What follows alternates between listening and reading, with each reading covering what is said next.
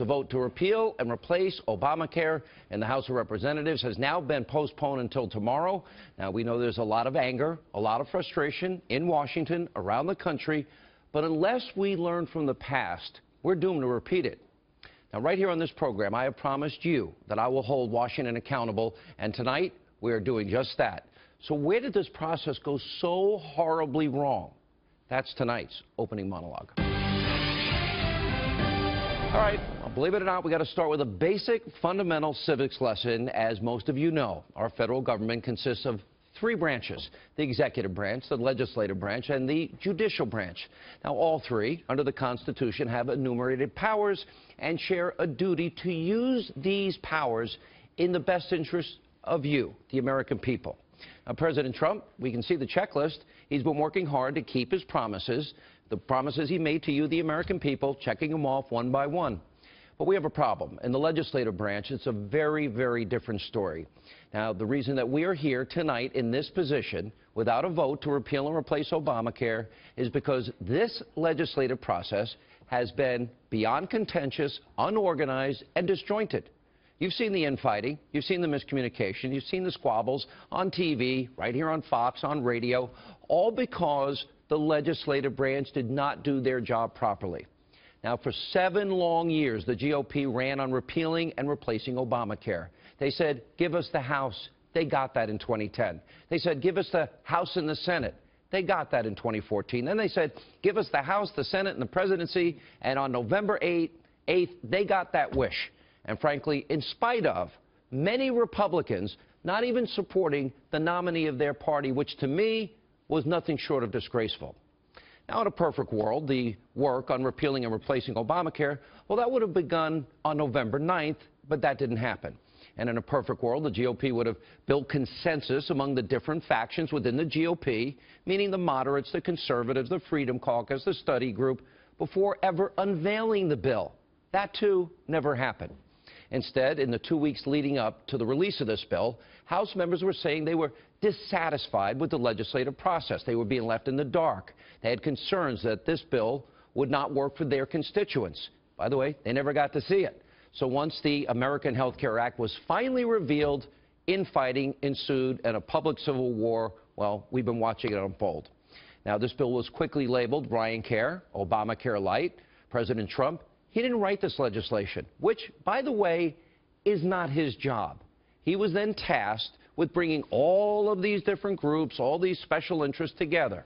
Also respected groups and think tanks like the Heritage Foundation, the Club for Growth, Freedom Works, Cato, Americans for Prosperity, and frankly, every major conservative radio talk show host in the country and the American people were all confused, angered, and frustrated.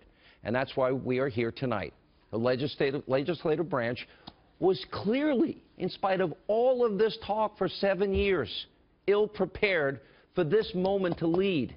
They have now failed the president, and it's starting to look like they're the gang that can't shoot straight. Here's the bottom line. President Trump was not served well by his party in the House of Representatives, and he has been put in the position now to do their job and do all the heavy lifting on this bill. And it's no wonder that, according to Real Clear Politics and their average, congressional approval is at an embarrassingly low 20.8%. So tonight, here we are. We find ourselves at a crossroad, at a stalemate.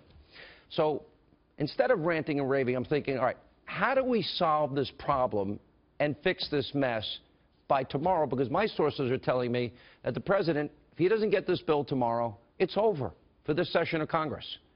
My advice tonight for the legislative branch is to do what you should have done from the beginning. That is, bring a coalition of your party, all the different factions, bring them into a room, take away everybody's phones, lock the doors, order pizza, get some beer, whatever you need to survive for however long it takes. The meeting should include moderates, the GOP study group, the Freedom Caucus, members of the U.S. Senate, because we have to deal with the reconciliation and procedural issues. The White House should be represented, including the Vice President, the Health and Human Services Secretary. In other words, it's time to start working with a sense of urgency that most in America work with every day. It's time to fix this mess that you have made for the president. And it's time for you to give the American people a bill that you have now promised them for almost 8 years. Now, I would argue tonight, failure is not an option for the President of the United States and his first major piece of legislation. Now, if you don't succeed, you will have nobody to blame but yourselves. But at this hour, there's still time. There's hope for success. Now, Secretary Price, Vice President Mike Pence have both assured me that the President's letter to the Freedom Caucus is 100% locked in cement, and that those changes will be made in phases 2 and 3, which, by the way, we didn't find out about that till after the bill was released. And if not, by the way, I have it on very good authority, this health care bill will die in Congress tomorrow and will not be brought up this session. I was told by very high sources in government. Now, I'm arguing tonight that should not and cannot happen. And here's my message to you people in Congress. For the love of God, after 8 years, can you please do your job? Can you please find a way to work together?